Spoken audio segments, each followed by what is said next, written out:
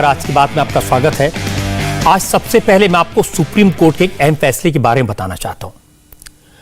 कभी कभी चुनावी खबरों के शोर में ऐसी खबरें दब जाती हैं, लेकिन नेशनल इंटरेस्ट में, देश हित में ऐसी खबरों को जानना समझना जरूरी है। सुप्रीम कोर्ट के आज के इस फैसले का असर भारत की अंतर्राष्ट्रीय ख्याति पर, इंटरनेशनल इमेज पर पड़ेगा। कहने को तो खबर इतनी सी है कि सुप्रीम कोर्ट ने आज देवास मल्टीमीडिया की पिटीशन खारिज कर दी, अपील को रिजेक्ट कर दिया।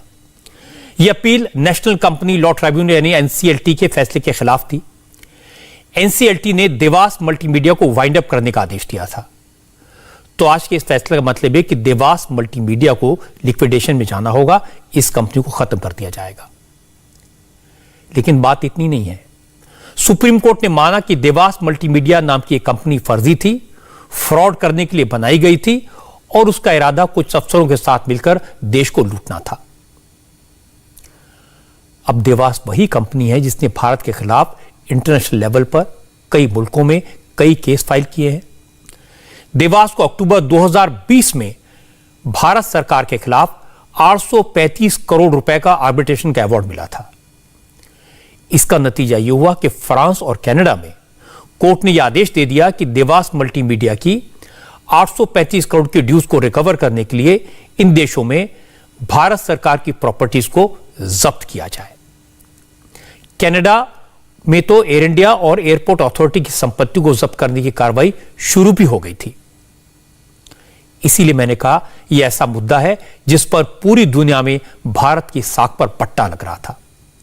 हालांकि अब सुप्रीम कोर्ट ने देवास मल्टीमीडिया को फर्जी कंपनी घोषित कर दिया है, इसे वाइंड अप करने का आदेश दे दिया है। इसके बाद अब इंटरनेशनल लेवल पर इस मामले में दोबारा फाइट करना होगा। आप सोच रहे होंगे आखिर ऐसा क्या हुआ जिसके कारण एक कंपनी दुनिया में भारत की संपत्तियों पर दावा करने का हकदार हो गई। किसकी गलती से ऐसा हुआ और इस मामले में पिछली सरकारों ने कुछ क्यों नहीं किया? मोदी सरकार ने इस मामले में क्या किया? इन सवालों के जवाब आज मैं आपको दूंगा। आप भी सुनेंगे तो दंग रह जाएंगे कि कांग्रेस की सरकार के वक्त किस तरह से काम होता था, किस तरह से जानबूझकर ऐसे कॉन्ट्रैक्ट अवार्ड किए गए जो अब इंटरनेशनल लेवल पर भारत को शर्मसार कर रहे हैं। मामला बहुत इंटरेस्टिंग है। दो लाइन में कहूं तो कोई कंपनी मेरी दुकान से सामान खरीदकर वापस मुझे ही 10 गुना रेट में बेच दे और मैं खुद ही उसे ऐसा करने की परमिशन दूं, तो आप क्या कहेंगे? यही काम यूपीए सरकार के वक्त हुआ।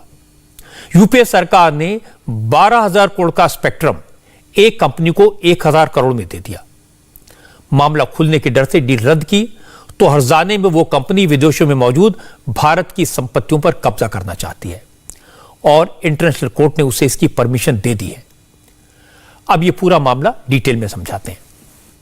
यह विवाद आज का नहीं है, 15 साल पुराना है। 2004 में केंद्र में कांग्रेस की सरकार बनी। सरकार बनने के कुछ ही महीने बाद यह खेल शुरू हुआ था। इसरो में काम कर चुके एक अफसर डॉक्टर एम चंद्रशेखर ने देश को लूटने की नियत से एक कंपनी बनाई। नाम रखा देवास मल्टीमीडिया।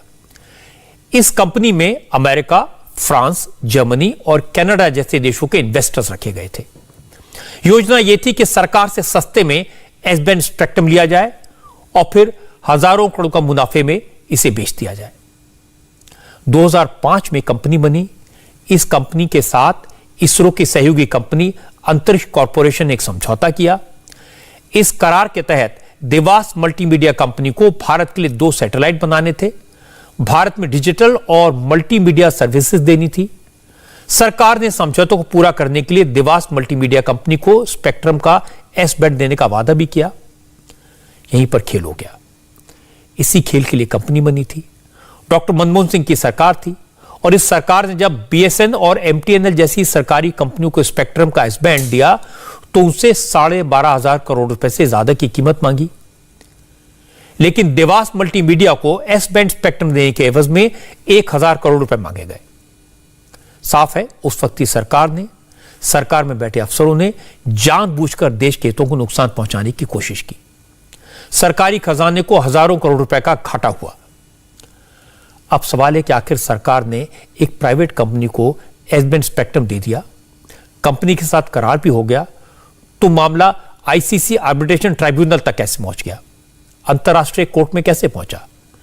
हुआ यह कि देवास मल्टीमीडिया से एग्रीमेंट तो हो गया, लेकिन देवास मल्टीमीडिया ने कोई काम नहीं किया।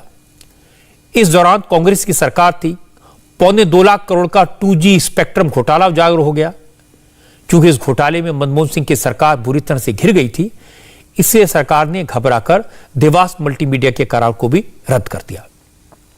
लेकिन इसमें कई लूपहोल छूट गए। सरकार ने इस करार को देश की सुरक्षा के साथ नहीं जोड़ा, उसमें नेशनल सिक्योरिटी का क्लॉज नहीं डाला। देवास मल्टीमीडिया में अमेरिका, फ्रांस, जर्मनी और कनाडा जैसे देशों के इन्वेस्टर्स का पैसा लगा था। उन्होंने रिकवरी के लिए इंटरनेशनल चैंबर ऑफ कॉमर्स यानी आईसीसी में मुकदमा कर दिया। जब ICC international court of arbitration में सुनवाई शुरू हुई तो मनमोहन सिंह की सरकार ने वकील ही अपॉइंट नहीं किया। आईसीसी कोर्ट ऑफ आर्बिट्रेशन ने खुद ही एक वकील अपॉइंट किया। इस वकील को भी सरकार की तरफ से कोई जानकारी मुहैया नहीं कराई गई। आखिरकार आईसीसी कोर्ट ऑफ आर्बिट्रेशन ने देवास मल्टीमीडिया को भारत सरकार की संपत्तियों को बेचकर अपना पैसा रिकवर करने का आदेश दे दिया। आईसीसी के आदेश के बाद अमेरिका, फ्रांस, जर्मनी और कनाडा में केस शुरू हो गए और भारत की संपत्तियां खतरे में बढ़ गई, इज्जत भी। इस बीच मोदी सरकार एक्शन में आई। उसने एक तरफ तो इस मामले की जांच का आदेश दिया, दूसरी तरफ अंतर्राष्ट्रीय अदालतों में मुकदमों की पैरवी शुरू की और इसके साथ साथ मोदी सरकार के निर्देश पर इसरो की सहयोगी कंपनी अंतरिक्ष कॉरपोरेशन ने एनसीएलटी में देवास मल्टीमीडिया के खिलाफ अपील की। कहा कि कंपनी को बंद कर दिया जाए क्योंकि यह कंपनी फ्रॉड करने की बदनीति से बनाई गई थी। एनसीएलटी ने कंपनी को खत्म करने का फैसला सुनाया। देवास मल्टीमीडिया ने इसे पैसे एनसीएलटी में चैलेंज किया और जब वहां से भी हार गए तो फिर इसके खिलाफ सुप्रीम कोर्ट में अपील की। लेकिन मोदी सरकार ने सुप्रीम कोर्ट में मजबूती से पक्ष रखा और आज सुप्रीम कोर्ट ने भी एनसीएलटी के फैसले को बरकरार रखा। इसका मतलब यह हुआ कि अब इंटरनेशनल कोर्ट में भारत का पक्ष मजबूत होगा। जब कोई कंपनी बदनीति से बनाई गई हो, फ्रॉड करने के लिए बनाई गई हो, लिक्विडेशन में चली जाए तो फिर उसके दावा करने का क्या मतलब? सुप्रीम कोर्ट का आज जो जजमेंट आया है, जिस तरह से सुप्रीम कोर्ट ने डिसमिस किया है पूरे केस को, जो देवास मल्टीमीडिया की अपील थी अगेंस्ट एनसीएलटी के खिलाफ, उसको पूरे तौर से खारिज कर दिया है सुप्रीम कोर्ट ने।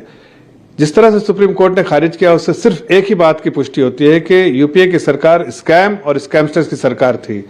जिस तरह से मनमोहन सिंह सोनिया गांधी जी के इशारे पे बार बार कोई ना कोई ऐसा काम करते थे जो कि जिसका मकसद रहता था कि देश को पीछे छोड़ना है, देश को पीछे ढकेलना है और परिवार को आगे आगे करना है। इसलिए बहुत सारे जगह पर कॉम्प्रोमाइज किया गया पैसा बनाने के लिए, देश को पीछे करने के लिए।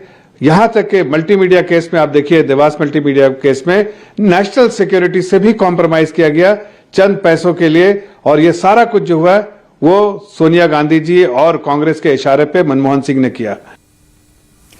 यह खबर बड़ी है, बात अहम है, क्योंकि देश की प्रतिष्ठा का सवाल है। एक कंपनी को विदेशों में भारत की संपत्ति को जब्त करने, उसे बेचकर हर्जाने की भरपाई करने का हक मिल जाए, इससे ज्यादा शर्म की बात और क्या हो सकती है? ये वैसे ही जैसे किसी कंपनी को दिल्ली में रेल भवन या शास्त्री भवन जैसी सरकारी बिल्डिंग को जब्त करने का हक मिल जाए। ये देश की छवि को मिट्टी में मिलाने जैसा नहीं तो और क्या है? सवाल यह है, जो कंपनी इसरो के पुराने अफसर ने बनाई, उससे कांग्रेस की सरकार ने डील क्यों की? जिस एस बैंड स्पेक्ट्रम के लिए मनमोहन सिंह की सरकार ने बीएसएनएल से 12,000 करोड़ से ज्यादा वसूले, वो एस बैंड स्पेक्ट्रम देवास